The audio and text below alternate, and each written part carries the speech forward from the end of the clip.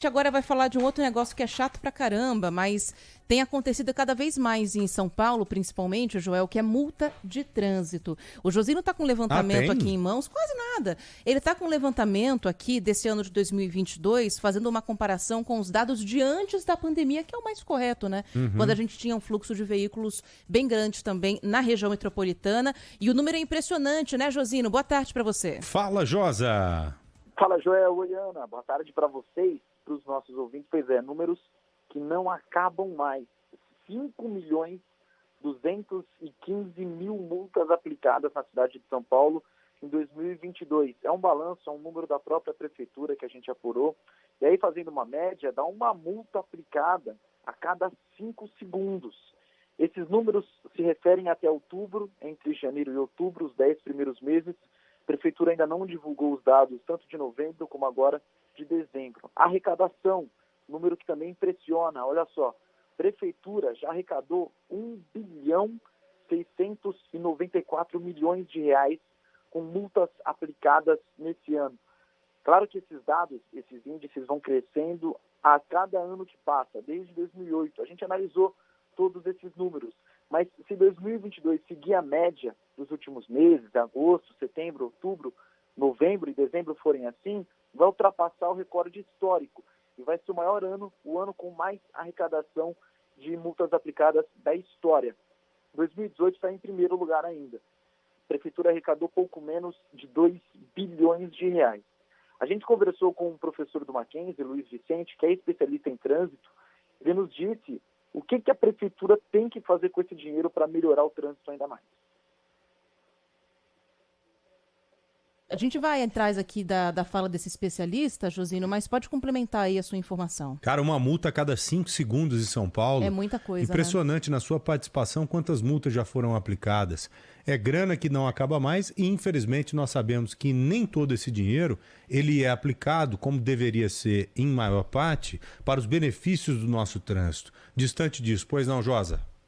Pois é, João, muita multa aplicada. Claro que os nossos ouvintes podem falar ainda melhor para a gente, mostrando onde eles mais tomaram multa, se alguém tomou multa, se alguém não tomou multa. Hoje a gente fez as participações num posto de combustível, eu conversei com dezenas de motoristas, um ou outro só não tomou nenhuma multa nesse ano. É difícil não ser multado, não ter nenhuma notificação, principalmente aqueles que trabalham com aplicativo de transporte, os taxistas, pessoas que andam de carro todos os dias, fica difícil não tomar multa aqui na cidade de São Paulo. Josino, repete o nome do especialista que você entrevistou, a gente já achou a fala dele aqui.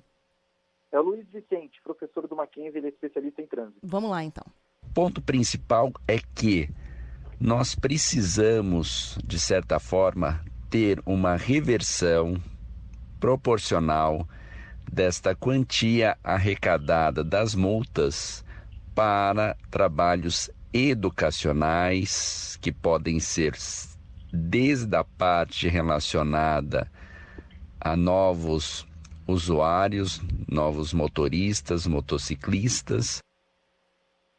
Pois é, uma parte educativa para tentar fazer com que as pessoas dirijam cada vez melhor. Se a gente olhar o número especificado do que a prefeitura da arrecadação repassou, por exemplo, para as questões do trânsito, a gente tem tudo isso, tem todos esses dados.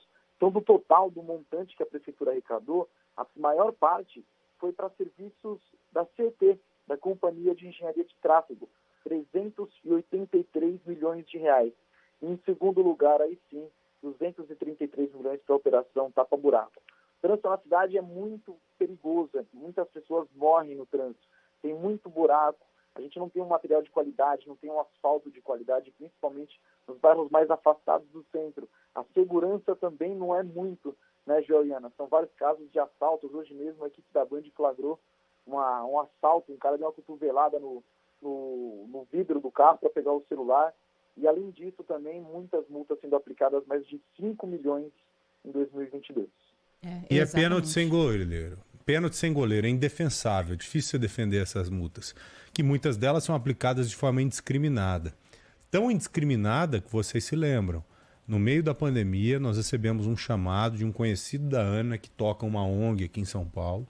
Eles estavam com a Kombi parada no centro de São Paulo, na Praça da dando Sé, comida para os miseráveis. Pararam a Kombi ali, desceram, dando comida para as pessoas lá famintas. e teve um canalha que passou ali perto e que teve coragem de multar a Kombi. Imagine só a que ponto chega. Então, um cidadão que tem um mínimo de bom senso, ele olha uma situação daquela e fala, pô, eu até deveria aplicar a lei, mas nesse momento eu não vou aplicar porque o cidadão está ali, né, fazendo um bem para a sociedade, matando a fome. Não tem nada mais nobre que isso, você matar a fome de um faminto. E nem por isso o cara deixou de multar. Então isso acontece de forma indiscriminada em São Paulo inteira. Você passa num lugar ali, pum, canetada. Principalmente as canetadas. Essas são perigosas porque é difícil você defender. A palavra do agente público se sobrepõe, né? A palavra, muitas das vezes, canalha do cara, acaba se sobrepondo e ferrando a gente para não falar outra coisa.